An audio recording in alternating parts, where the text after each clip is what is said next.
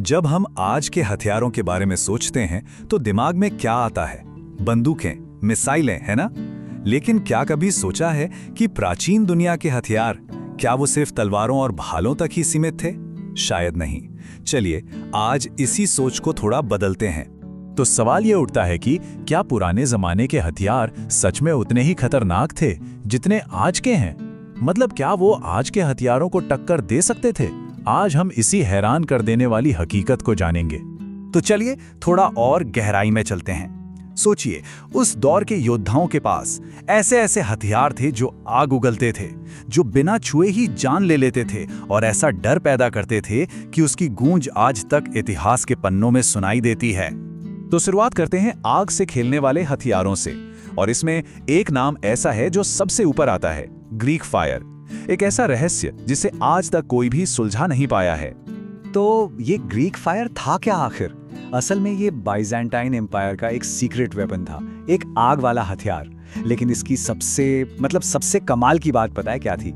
ये पानी पर भी जलता था। जरा सोचिए, आग जो पानी पर भी जलती रहे, ये कैसे हो सकता है भला? तो बाइजेंटाइन एम्पायर क्या करता था? वो इसे समुद्री लड़ाइयों में इस्तेमाल करता था, दुश्मन के लकड़ी के जहाजों को तबाह करने के लिए। सोच कर देखिए वो मंजर, समंदर के बीचों बीच आग लगी है और उस पर पानी डालो तो वो बुझने के बजाय और भड़क उठती है। और यही तो सबसे बड़ी पहेली है, इसका केमिकल फॉर्मूला आज तक किसी को नहीं पता। ये वाकई इतिहास के सबसे बड़े अनसुलझे राजों में से एक है। अच्छा, आग से आगे बढ़ते हैं। अब बात करते हैं उन हथियारों की जो चुपके से वार करते थे, साइलेंट किलर्स की, और साथ ही उन सुपर वेपन्स की जिनका जिक्र हकीकत से लेकर पुरानी कहानियों तक में मिलता है।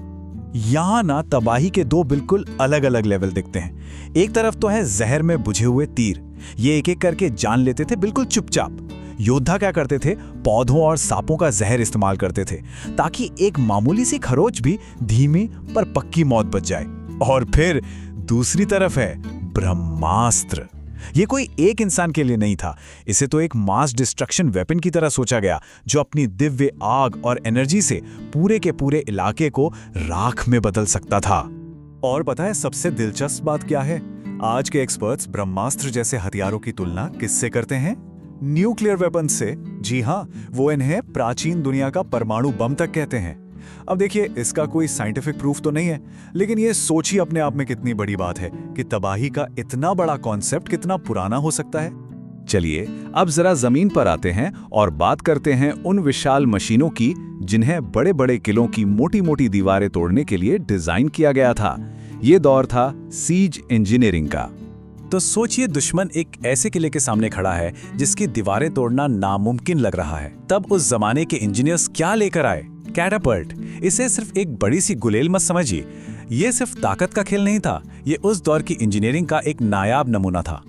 और कैटापल्ट का काम सिर्फ पत्थर फेंकना नहीं था, नहीं, इसका असली मकसद था दुश्मन की दीवारों को तो तोड़ना ही, साथ में उनके हौसले को भी तोड़ना। इससे बड़े बड़े पत्थर और आग के गोले तो फेंके ही जाते थे, पर कभी कभी तो बीमारी फैलाने के लिए मरे हुए जानवरों को भी किले के अंदर फेंका जाता था। मतलब ये फिजिकल और साइकोलॉजिकल दोनों तरह की लड़ाई थी।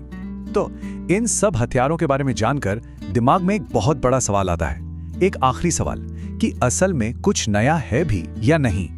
जरा एक बार फिर सोचिए, ये सब कुछ बिना आज की मॉडर्न साइंस या कंप्यूटर के किया गया था। ग्रीक फायर का वो सीक्रेट केमिकल, तीरों पर लगाया गया वो सटीक जहर, और कैटापल्ट की वो कमाल की इंजीनियरिंग। तो सवाल ये है कि हमारी आज की टेक्नोलॉजी, क्या ये वाकई कोई नया आविष्कार है, या फिर हम सिर्फ पुरानी भूली बिसरी चीजों को ही दोबारा खोज रहे हैं? और आखिर में इस सब हमें एक बहुत गहरे सवाल पर लाकर छोड़ देता है। एक तरफ बनाना और दूसरी तरफ मिटा देना, सृजन और विनाश। क्या यही इंसानियत की सबसे बड़ी और सबसे खौफनाक कला है?